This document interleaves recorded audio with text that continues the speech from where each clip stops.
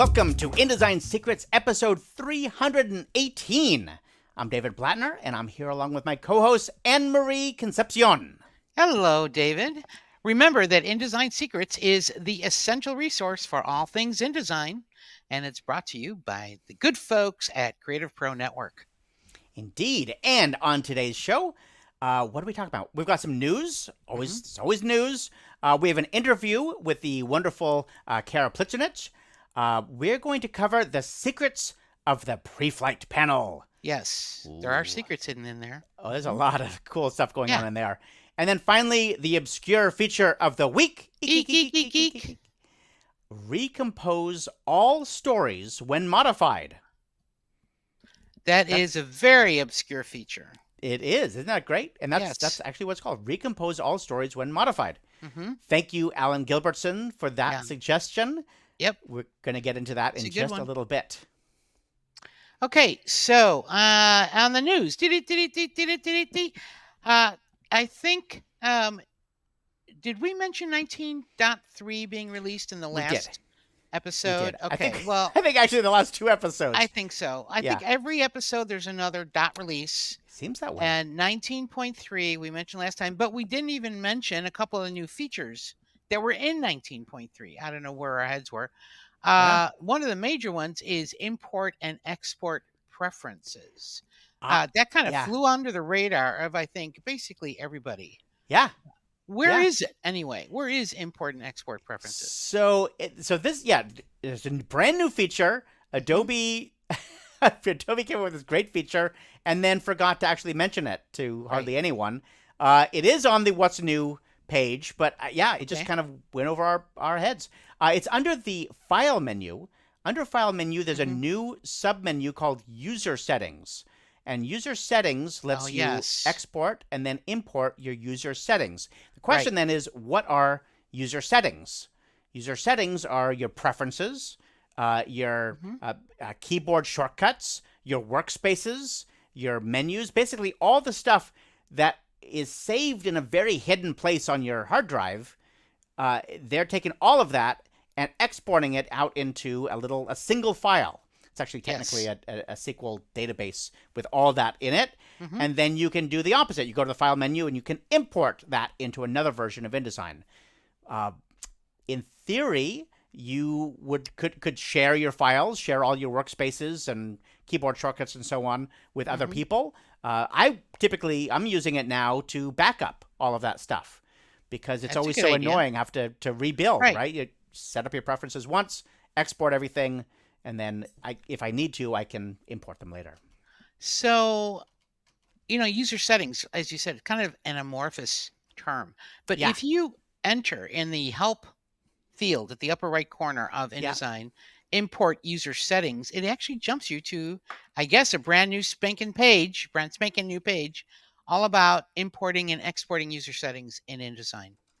Okay. With screenshots and everything. And they have here preferences, workspaces, menu sets, keyboard shortcuts, and glyph sets. Yeah, glyph sets. That was the one I keep forgetting about. Yeah. Now, it's not everything we'd want. I really, really wish that it would save all of my user settings, including things like PDF presets or print presets. Right. User dictionaries. That would be good. That could be very cool, right? Mm-hmm. There's a bunch of stuff that I wish that it would also save, but it's not getting everything. But it does get the majority. All your scripts. We've talked about scripts in the past. Be good. Capture everything so you can move it in and out. But it's not there yet. But anyway, so there is a feature there that is quite useful that we didn't even realize. Yeah. And since we're talking about dot releases, we should mention that, surprise, surprise, 19.4 is rolling out right now as we speak. I don't have it yet, but it should be here in the next week or so. And David, you know more about it. What are some of the new features in 19.4? It does.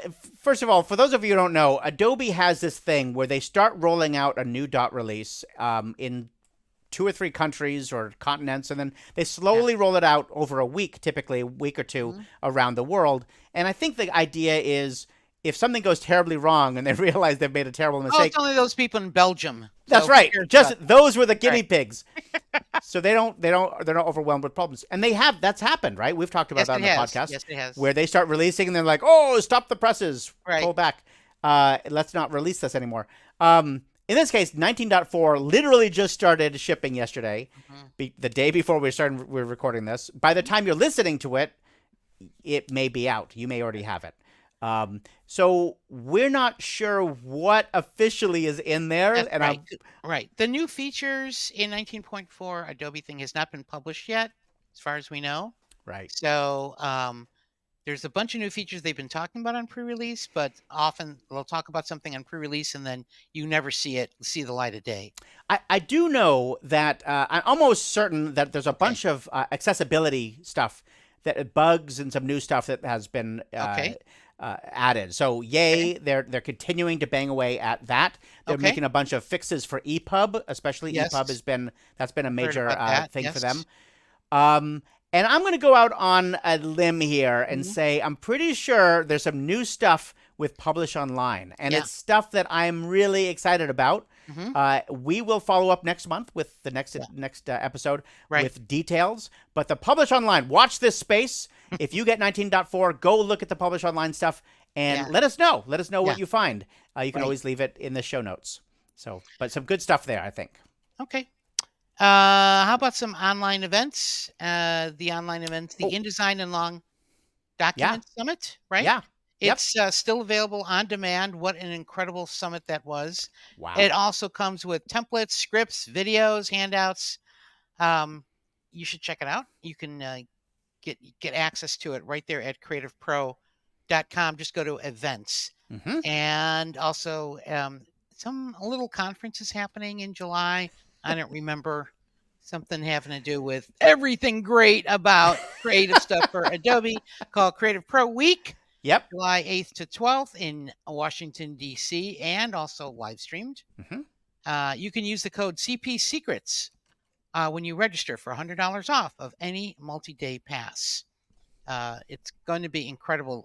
The lineup of speakers is astounding. Yeah. I'm really looking forward to seeing it. Now, this is the first Creative Pro Week that I'm not speaking, so I don't know how you're going to be able to soldier on, but hopefully maybe you can put like a big picture of me up there somewhere, like in a seat, like, hey, here's Anne Marie. Yeah. Oh my gosh, a full-size cutout. Right. Oh, okay. Thank you. You can do that. That we're gonna have to look into that. It is gonna be weird, really weird, not having you there. But we'll try and loop you in wherever you are in the world that week. We'll try and loop you in virtually. Okay, that would be good. That sounds good. Okay, I like that. That's gonna be fun. And so, what's happening with the magazine, Creative Pro magazine? So, some great issues of Creative Pro magazine. I just want to point out the May issue, the one that's just about to come out. Right. As we're recording this, the May issue includes a number of cool features, including one which is all about tabs, InDesign tabs, the tab feature, which doesn't sound like that important. You mean the tab? Yeah, tabs, thing? like hitting the tab key and the tab stops. And the thing is, it's one of those. It's a great feature. There's all these great features that people just don't really take time to go deep into. And some years ago, Pariah Burke, remember Pariah? We haven't talked with him for a long time. But Pariah wrote this series, a long series of articles, all about everything you could ever want to know about tabs. All right. And tabs and tab stops and tab leaders. And Repeat so anyway, tabs. We've taken all of that tab cola. We've taken all of that stuff and classic tabs. Made it into a single article that we're putting in the magazine. Okay. It's good stuff. So it's a good opportunity to refresh your knowledge, go deep into a topic. That's going to be really cool. So that's coming up. There's also articles on vectorizing logos in Illustrator, which is so important. One on neural filters in Photoshop, which not enough people use. The neural filters are incredible. And one from Jeff Carlson, our friend Jeff, wrote a great piece about backups for busy creatives. Excellent. We all need to refresh our knowledge. Yes. It's springtime here, right? It's springtime, and it's time to start refreshing with going back and thinking about the basics, the foundational stuff. And this is one of those things. Don't forget to have a good backup strategy. Right. stuff goes wrong. So absolutely that's right. good stuff in the magazine coming up. Check it out. Available to all CreativePro members. Okay. Okay. Why don't we get Khara Plicinic? Yes. How do you pronounce your last name? Plicinic. Plicinic in here and see what's up with Khara. Yes. Let's Khara, come on in. Welcome to InDesignSecrets, Khara Plicinic. It is so awesome to have you here. Hi, Khara. Hello. Nice it's to lovely see you. to be with Mom and Dad InDesign. You're looking good. Have you met anybody, Khara? It is very funny. Funny. We were thinking about when was the last time we had Khara on InDesignSecrets? And we were going back. We're never. Nope. Never? Wait, how could that not have been ever? So welcome for the very first time, even though we've known you for years and years, and you have been working with us in all kinds of ways, including most recently as the program manager for our online events and Creative Pro Week. Mm-hmm. We still haven't had you on the show before, so that's just so weird, and I'm feeling bad about that. I've been flying under the radar somehow. Somehow. Now, you have been using InDesign along with all these other software. You've been using InDesign for a really long time. Can you just introduce yourself a little bit to the InDesign Secrets community? Yeah, I've been using InDesign for 20 plus years. That's crazy to think about. I'm not even that old, but somehow. Yeah, and I don't know. It's did you start out being a designer? Joined the Adobe bandwagon with Photoshop. Okay. And then I found my way to InDesign and fell in love with that too. And and I've just added on from there. Well, and you actually wrote some books about InDesign in the early days. Didn't you do the InDesign Oh, I did one about albums. Yeah, albums. So I come to this from a professional photography background. So for many years, I ran a portrait studio, and I was very busy photographing kids and families and high school seniors and weddings and all of that. And I would always design my albums with InDesign, which of course made perfect sense to me and was quick and simple, and it allowed me to get stuff back to clients really fast, because the alternative really, and I don't know, now I'm out of that world, so I don't know what photographers are using, but they were using just awful software to make albums, like wedding albums and stuff. And so that was kind of my whole shtick, is that I made it my mission to make photographers aware of InDesign so they could get some of their life back. They were notorious for taking an eternity to turn around a wedding. Yeah. And my thing was all my clients got their wedding and their whole photos and their album and everything within a week of their wedding. That was my thing. Cool. That is amazing. So that's what I would then teach people, hey, here's how you use InDesign.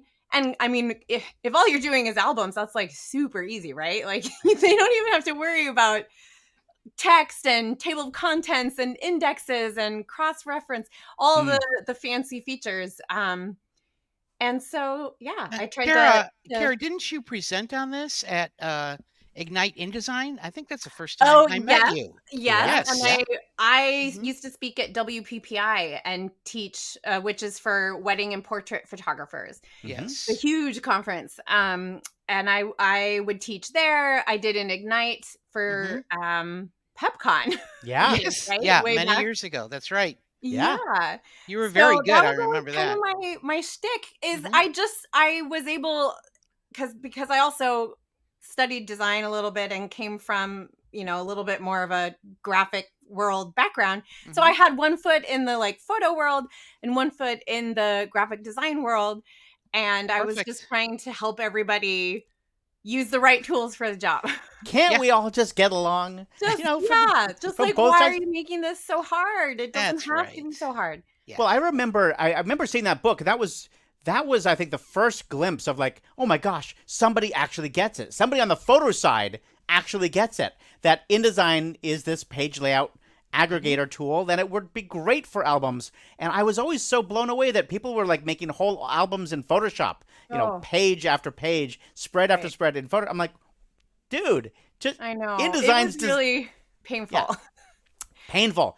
So I loved that, and then you started teaching PepCon for us, and then later turned in PepCon. For those of you who don't know, PepCon was one of the events, one of the conferences that we had that got rolled into CreativePro Week. Print and e-publishing is what PEP stood for. That's right. Yes. David came up with PEP. Yes, in the old days. And Ignite InDesign was that evening event where attendees could get up and speak for 5 minutes on a topic having to do with Ignite, and they won prizes, and it was great. People had never spoken before, or I just remember you, Carol, like you were an obvious pro. You had done this before, so it was pretty cool. It was great. It was fun. That was in Austin, I think, that year. Oh my, could have been. Yeah. I drove down. I drove down for that. Yeah, 2013. That was the. No, it was it 2013? Yeah, just to put it into context, that was a while ago. So anyway, so InDesign, and then more recently at CreativePro Week, one of the things you did a whole, I love this session on, what's it called, like InDesign for noobs or InDesign for Illustrator and Photoshop users. Basically, it's like beginning InDesign. If you already know Illustrator and Photoshop, how do you get up to speed with InDesign? And I just thought that was brilliant. Such an important topic because, again, you've got these photographers or illustrators or people who, everybody has their happy place, and for some people that's Photoshop. Right. But that doesn't mean that you can't learn InDesign and get up to speed and do cool stuff with it. InDesign is just, I mean, of all of them, like obviously Photoshop's very sexy. Everybody loves the razzle dazzle of that. Right. But like InDesign is probably the most useful to the most people. And yet it kind of gets not as much love. Right. Yes. Right. I know. It is so useful. Like just everyone should use it, should know how to use it. I don't know what people do without it. I don't know.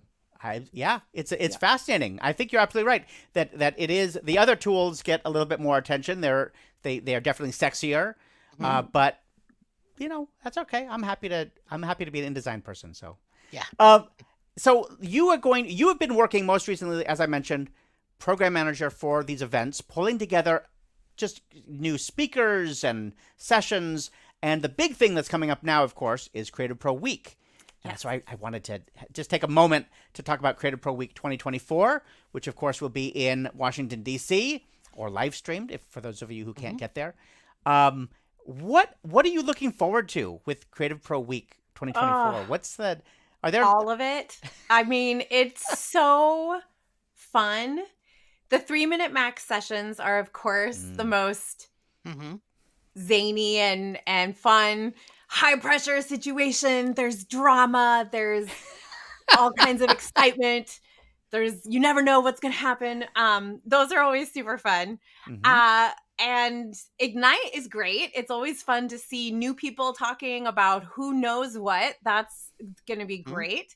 And of course, just all the sessions and the people. I mean, so Khara, as the person in charge of finding speakers, right, or program manager working with David, how do you find new speakers, and what new speakers are you excited about that are going to be at this CreativePro Week? Oh, yeah. Well, we find speakers in lots of ways. We, of course, welcome submissions from anyone because we like to be open-minded and we like to, welcome anybody to throw their hat in the ring, pitch us an idea.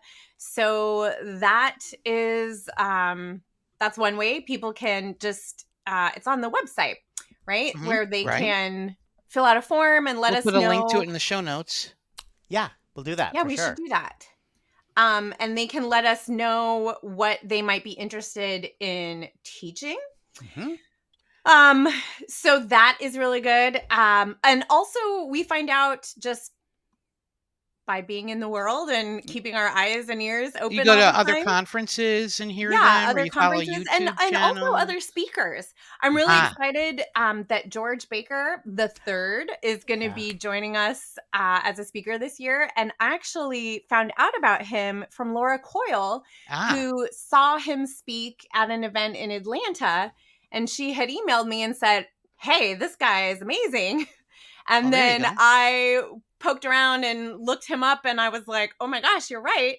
And he did an Ignite session at CreativePro Week last year. And now he's coming to do a full session. So good. Yeah. I mean, anything's possible, right? Like it's all just about finding people with ideas and something to share.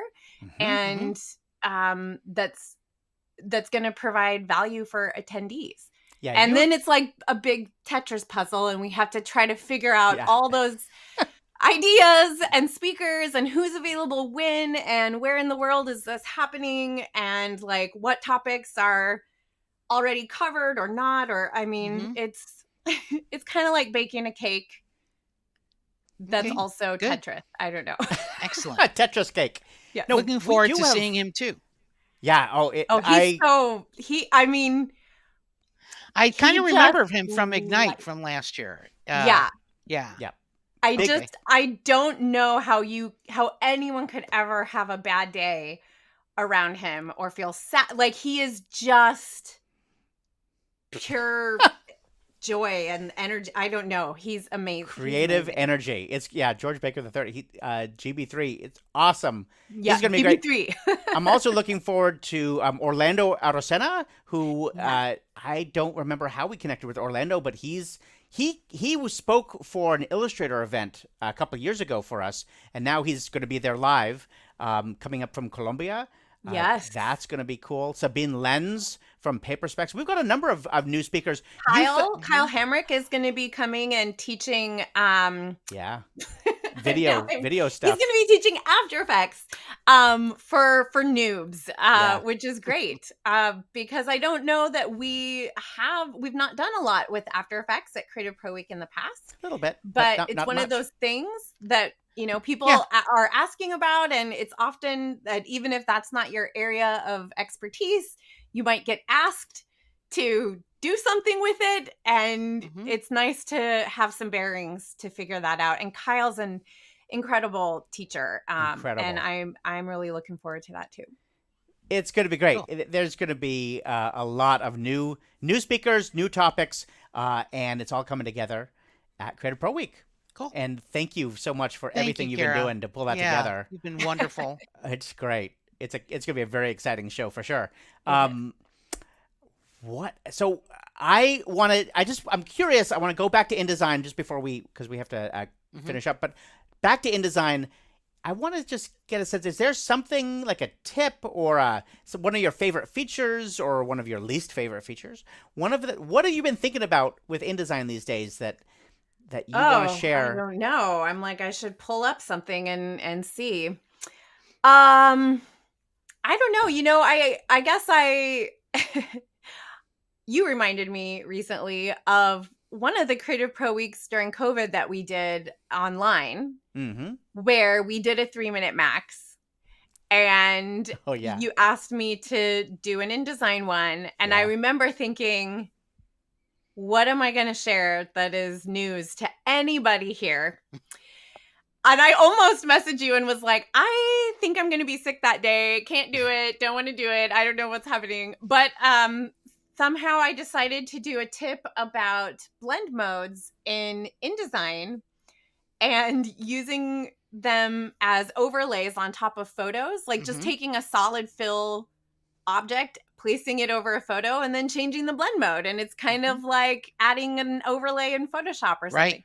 Right. And so I did that, and I was thinking, like, first of all, I was like, I'm not the tech person who like knows if this prints well or anything. So like I might be doing something disastrous. I don't know, but I shared it and it won. That was the winning vote. Yeah, right. Yeah. I could not believe it. And I was reading somewhere, I followed up in all the comments later, and like I guess it prints. It works. Like Yay! even Alan gave it a thumbs up approval. Good. So I was surprised. I loved that session, that 3 minutes max. I'm so glad you brought that up, because it was such a great example of how oftentimes we think, oh yeah, what we know, everyone knows that. It does. Everyone already knows about the blending mode stuff. Everyone already knows how to be creative with this stuff. And it turns out that most of the people there had just never even tried. It's not a common thing. You can take an object and put it over another object and change the blending mode in the effects panel in InDesign and get some amazing effects.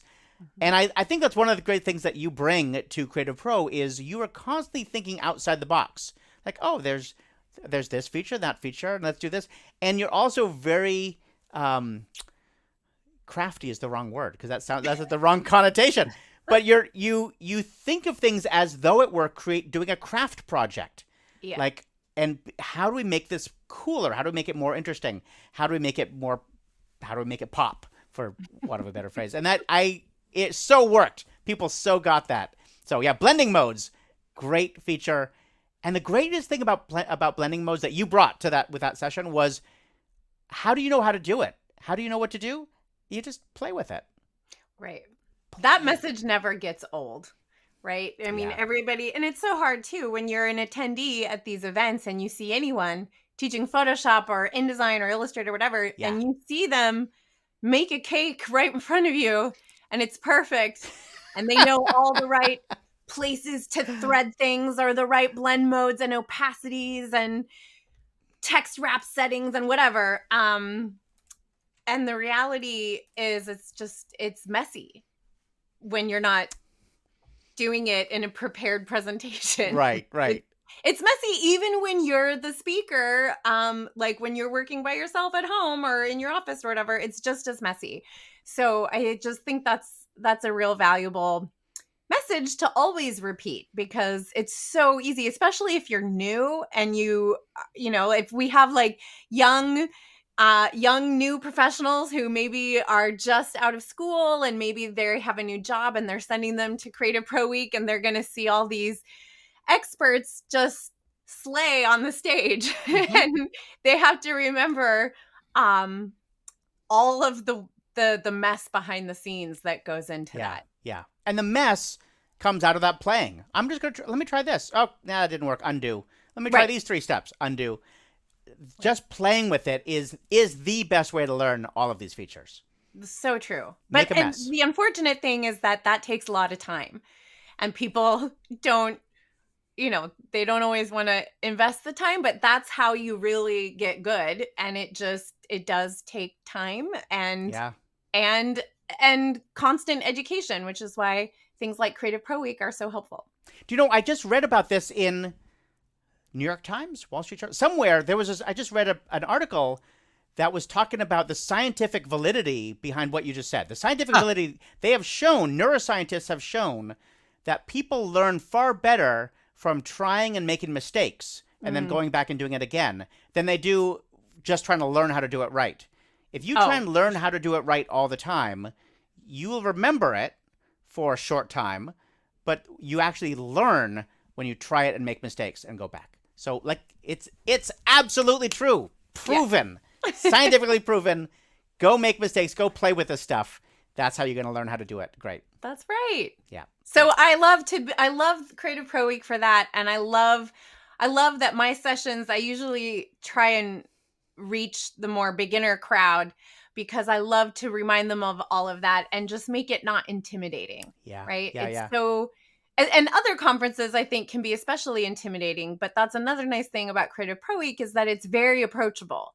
And even though the people up on stage are polished and doing a wonderful job, they're also very approachable, and you get to hang out with them all week, like have lunch with them, chat with them in the hallways, whatever. And it just reminds you that, like, again, thinking of the young people maybe just getting into this, or an older person who's made a career change, whatever, just that you are like, okay, I'm among friends here. This is okay. I'm on the right path.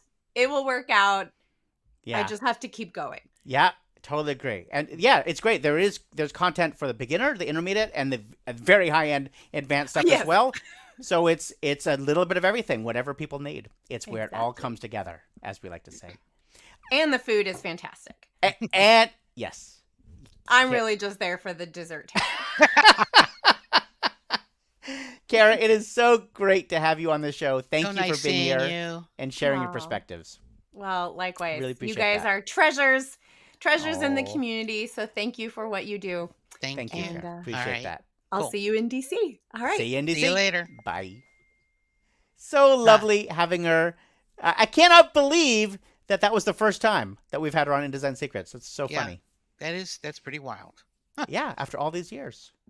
All right. Now we're going to jump into secrets of the Preflight Panel. Only in InDesign Secrets Podcast can you get such scintillating topics that rip the cover off of pre-flighting in InDesign, right? That's what we're going to do for you. Yes, so true. Oh my gosh, my headset's coming off. Okay. It's so exciting that it's blowing my headset off. Preflight Panel. First of all, I mean, we've talked about pre-flighting in InDesign before. It's a really important feature that way too few InDesign users use. Yes, and it's so easy. Right. It's everybody. You maybe are blind to it now, but if you look at the bottom of your screen whenever you're working in InDesign, is there a green dot or a red dot?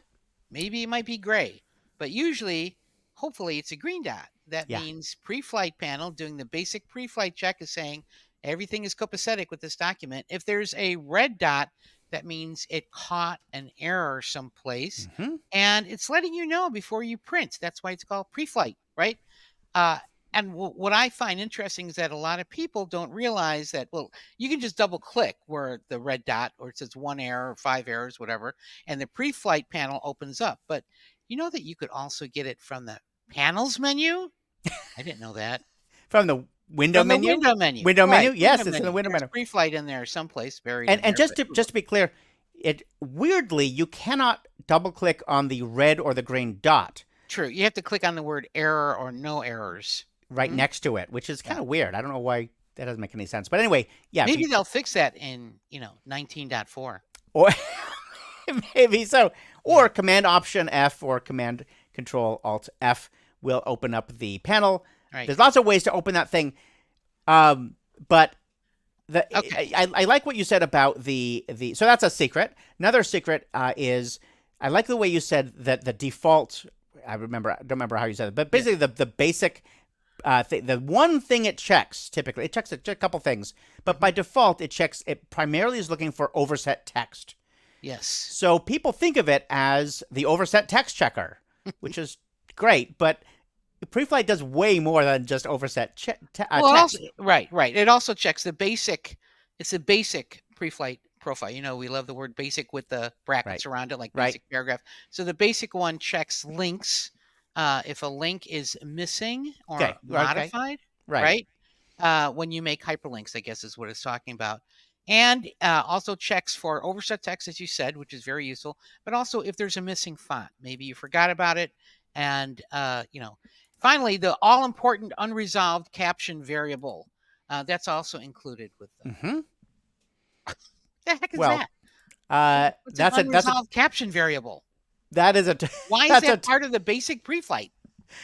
That is here's the thing. First of all, that's a great topic for an obscure feature sometime. Okay. I just tell people don't use basic. Basic is the whole point of basic. Anything when you say basic in square brackets, it means look, this is fine, but you need to go another step. Take another step, customize it to what you're looking for.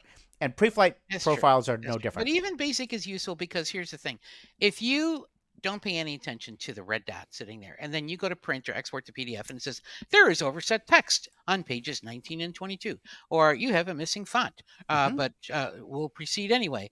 You could click OK or cancel, and you're left staring at the screen like, where is the problem? Okay, what is the issue?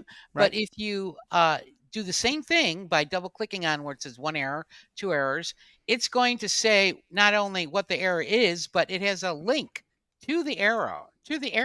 and then it has instructions on how to fix it if you don't know how to fix a missing font or overset text. Well, that so I actually want to very useful. Again, yes, there's a secret there. There's a little secret, there's a tip.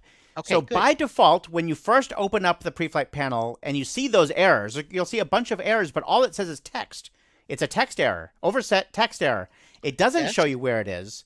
You have to open the little twirly triangle. Oh, yeah. And then and it says, there's overset ones. And then you have to open the twirly triangle again to see all the way down. So the secret is... there's a page number that you click on, and it'll jump you to where that is. That's right. But the secret is, just for those of you who are curious, if you Option or Alt click on that little twirly triangle, it opens all of them. It goes all the way down. So you don't have to go click, click. You just do Option click or Alt click, and it opens all. Makes everything better. That's nice. That's right. That's exactly right. Okay, cool. Thank you. So little tricks. Okay, what else? What else should we cover in there? I mentioned earlier. Actually, one more thing about that. Just below that section in the Preflight panel, you'll see an info section. And the info section also has another little twirly triangle that you click on that and it opens the info section, and you can choose an error, one of your errors, link or text overset or whatever it is.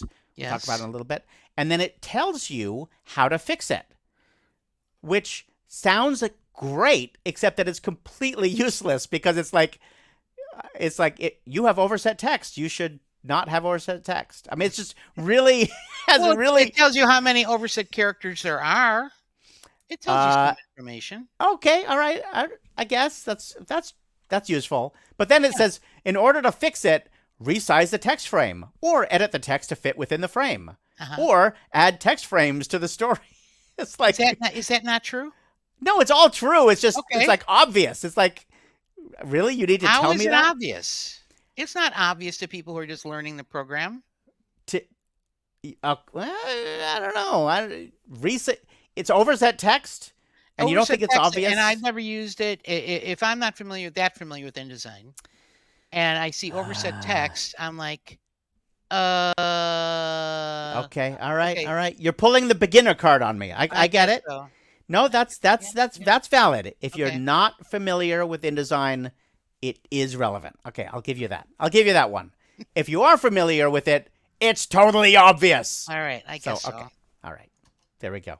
I'm being elitist in my commentary, InDesign commentary today, I think. Okay, back to that. So info is one thing. I have to get back to what I was trying to say earlier, which is get away from using basic. Okay. Everyone out there listening today or watching now that we're recording these, everyone go to InDesign, open your Preflight panel, and then in the upper right corner, you'll see a little pop-out menu, a little flyout menu for the Preflight panel, and choose Define Profiles. And when you do that, you have your own opportunity to make your Preflight profile, right? So don't go with basic, make your own. Tell InDesign what you're looking for, and you'll have a list of all kinds of cool stuff that you can do in that. Check to see if there's Pantones being used. Check to see if the one page size is a little bit smaller than another one. All the things that you want that maybe have happened to you that's, messed you up on press or in the PDF, you can have Preflight check that. Check to see if that status exists. When you print, it doesn't tell you, you have, different size pages. Usually, it won't tell you that kind of stuff, but Preflight Profile will. Yeah. You can have like multiple ones and each one checking for one thing if you wanted to. And then at that little interface where it says the dot and the number of errors, there is a, hang on, I have this open, so I can't do it. There's a little arrow that lets you choose, she said, there it is, that lets you, next to where it says basic, and then I'll say working. It has a name of the profile that it's currently using. There's an arrow that pops up that shows you all the other Preflight profiles that you could possibly choose. So you can just quickly flip from one to the next if you want to. It's super, super helpful and incredibly important. Use the Preflight profile the way it was, the Preflight panel the way it was designed, which is don't stick with basic. Make your own. Right. So, okay, we better go through a bunch of some other secrets in here. Okay. That's not even a secret. That's just the way you're supposed to be using it. Yeah. But I do want to point out that some things that are hidden inside the Preflight panel. One is that you could export and import those profiles. That's not immediately obvious. When you're defining them, there's a little tiny hamburger menu in the lower left corner. Okay. That doesn't even look like a menu. It looks like a hamburger, I guess. Anyway, from there you can select one of your profiles and then export it or load another one. Really, really handy. A lot of people don't realize that's hiding in there. What else? Well, there's under Preflight options. Yep. If you go to the hamburger menu in the Preflight panel, there is Preflight options, and by default, it is not checking things on the pasteboard or things that don't print. Maybe you do need it to check that. So turn that on. Also, there's a layers pop-up. So by default, it only checks visible and printable layers. So if you have a hidden layer, it's not going to check anything there. Maybe you needed to do that. I was just working with a client who had like one of these documents with about 20 layers for different versions and countries. Yeah. And almost all the time, all of them are locked or invisible. And this would automatically check all of those. So that would be useful. Very, very useful. Those are I like turning on all the options. I want Preflight to find problems everywhere in the document, all the layers. And if it's on the pasteboard, that's a key thing. Just because I move something on the pasteboard doesn't mean that I don't want Preflight to find it. So things to look for. How do you embed the Preflight report? I've never actually done that, but I think that's very useful for printers. I think commercial printers will say, well, embed it. It can be, especially for templates. When you're making a template. Right. That's what I'm thinking. You can, let's say you're making the template and you've got other people who are going to be using the template, but you want to give them your Preflight profile. Well, you could export and then have them import it, but that's going to be a mess, and some of them are going to do it wrong, and it's a hassle. So instead, don't worry about import, export. Embed your profile. You define it, and you set up just the way you want your Preflight profile to be, what you want them to be looking at, and then you choose it in the Preflight panel and click on the little embed button. And when you embed it, that profile will travel with your template. So when they open it, they have the opportunity to use your profile. It's really easy to miss that button for embedding. I don't understand why it's not an option in the menu. Embed profile. Right. Embed active profile. But no, because if you have basic Preflight, you can't embed it. So the little icon is kind of like dimmed. Yeah. And I always thought it was a smudge on the screen, but it's not. It's actually an icon and a button. So if you choose some other profile, even digital publishing, which I think is useless because it checks for the same things as basic profile, as far as I can tell. But anyway, it's useless. Just then you can click to embed the selected profile. Now, one problem though, no, I'm sorry, it's not a problem. I think by default, when they open that template with your profile in it, your template with your profile, it will overwrite whatever they're using. Well, I'm sorry, that's the wrong word. It doesn't overwrite. It doesn't mess up anything for them. It trumps. I know you're trying to avoid your word, but does it trump the one that's there? I can't say that word. I'm sorry. But it is used. Your profile is used instead of whatever they're using by default. Right. So that's typically what you want. So that's good. Okay. Yeah. Good. Yep. That's all. And it'll tell you if it's embedded or not when you open it. When you look at the drop-down list of profiles, if there's one that's embedded, it'll have the name of it and it'll say embedded. Exactly. Yep. Couple other quick things in there. Sometimes I open documents that have like 1,000 errors. I mean, it's all kinds of stuff. Links that are missing, fonts, colors, all kinds of stuff. So if you ever have a situation where the Preflight panel is like, holy mackerel, that's a lot of errors. Yeah. It's too much. You can't do anything with it. It's just too much to even go through. You can limit the number of errors it will show you inside that Preflight. That's also in the Preflight options, right? Under no, it's in the hamburger menu. Limit number of rows per error. Thank you. Is that what you're talking about? Yeah. Yes. So you can limit it to like 25 at a time, and then you can. That can be really helpful if you're walking through the problems, trying to fix them one at a time. It just makes it much better.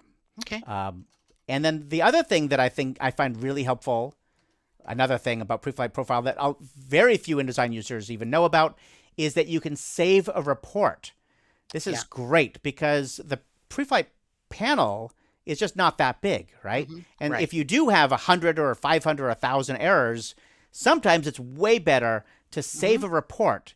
And InDesign will actually save it to disk as a PDF. You get a PDF, it pops it open, and you can read through the PDF. It's so much easier than having to deal with it inside that little panel all the time.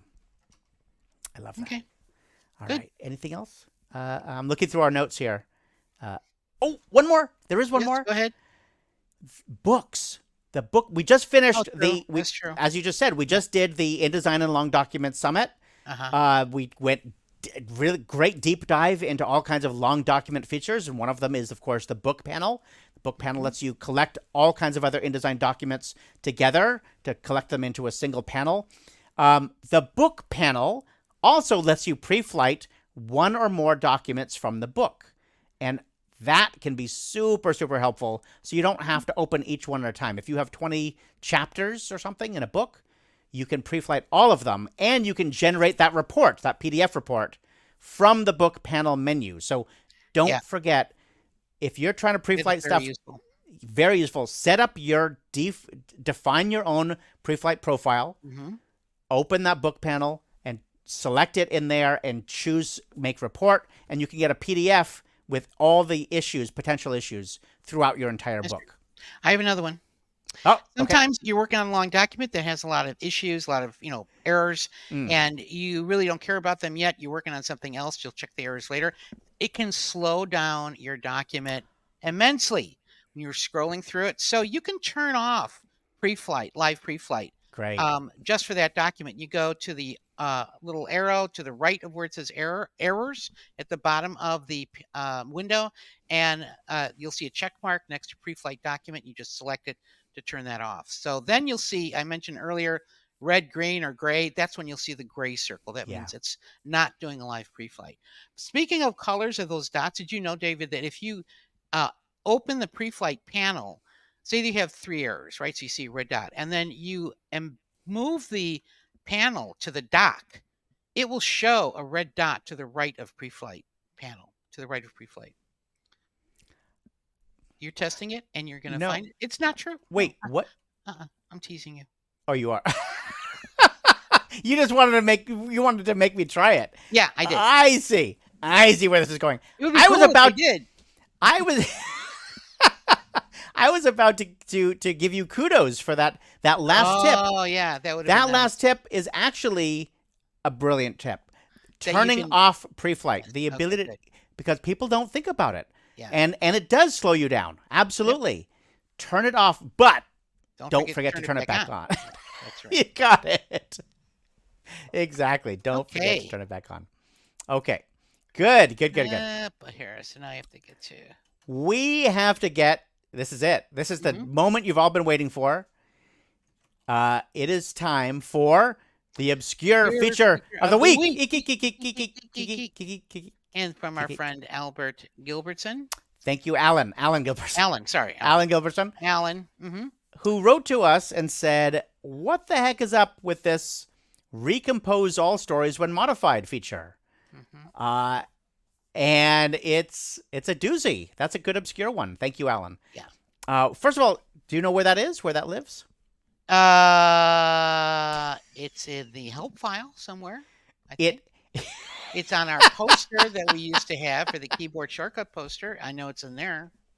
I don't think it's there. It's in there because we have the keyboard shortcut for it. There's a keyboard shortcut for something that does something similar to this, but it's a little bit different. Okay. This feature it's a preference. It's inside the preferences dialog box. Okay. And it's specifically inside the advanced type. Okay. Am I right? No, I'm wrong, aren't I? I think you're wrong. Is it dictionary? I am wrong. It must be under dictionary. Dictionary. Thank you. Oh my gosh. Recompose all stories when modified. It's under user dictionary. So if you modify the user dictionary, if you add a new word or you change a misspelling or whatever, if you have recompose all stories when modified, which is turned on by default, as you said, then it will go through every other story in your document and make that word spell differently, however you said, or I don't flag think so. it as, will it do that? It won't change the spelling. No. But it will recompose it? It will recompose what does that it. mean exactly? Well, I think, don't you love it when I start? I believe that this is only affected by when you change the hyphenation exceptions. This goes back to, remember hyphenation exceptions? Oh, yeah. That alone is an obscure feature. Yes. But you can, in the InDesign dictionaries, you can tell InDesign how you want words to hyphenate. Right. And if you decide to change the hyphenation for a word, like, I don't know, perplex. You have perplex and you want it to hyphenate after the P. I don't know. Right. Some weird thing. If you change it, typically it will not recompose all your stories. So recomposing simply means in this case, add new hyphenation, add the hyphenation in there. But recomposing is all about flowing the story using whatever new controls you've set up. Okay. So InDesign, by default, tries not to recompose your stories because it'll mess up your reflow, right? I mean, can you imagine if every time you open your InDesign document, the text reflowed and you had a different paragraph, different line endings? That would be horrible. So in most cases, it's really trying to keep your text just the way it is. But it does make an exception here if you change the hyphenation exceptions, because it says, look, they obviously want me to change the hyphenation. I'll go ahead and do it. But you can turn that off. In this case, you can turn it off by turning off that checkbox inside preferences. And if you turn it off, then you can make hyphenation exceptions all day long in your dictionaries, and it won't recompose your stories until you tell it to. Okay. And the way you tell it to is you can either click inside of a story and then like even type a space. As soon as you do anything inside of a story, it recomposes everything. Or you could use the keyboard shortcut that you were just talking about. There's a keyboard shortcut that is on that old poster, which is called the Recompose All Text shortcut, which is Control-Alt/ or Command-Option/. And that tells InDesign to recompose all the stories. Okay. So if you're you want to be really careful about recomposing, you could turn this preference off, make a bunch of hyphenation changes to your dictionary, and then you could hit that keyboard shortcut whenever you want it to update. Okay. That's pretty obscure, isn't it? Yeah, that's pretty good. Yeah, I like that one. I'm going to be testing this recompose, though. I'm curious about when it actually happens. So yeah, that's very interesting. Cool. Thank you very much, Alan. Yeah. That was a good one, because it's just, it's one of those many features in InDesign that people look at, but they don't see. Yeah. Right. You just get blind to it. You're like, oh yeah, there's a bunch of stuff in here. I'm just not even going to pay attention to it. So it's good. Every now and again, it's good to go in there and poke it. Say, what the heck is that thing? What do you do? Yeah. What's your problem? What's your problem? What's your story? Yeah. Okay. And I like how you mentioned to me that I actually wrote about this about 30 years ago. We'll put that link in the show notes. Okay. Yes. Yeah, Anne-Marie was writing a whole thing about it years and years ago, and then both of us completely forgot that it existed. Yep. Thank you, Google, for finding the old stuff that's on our website. Okay, that's it for episode 318. Be sure to check out the show notes on our blog at CreativePro.com, where we'll have linked to all the places we mentioned, and we'd love to hear what you thought of today's episode. Leave a comment in the show notes there, or start a topic in the InDesign Secrets groups on either Facebook or LinkedIn. And until we meet again, this is Anne-Marie Concepcion and David Blattner for InDesign Secrets.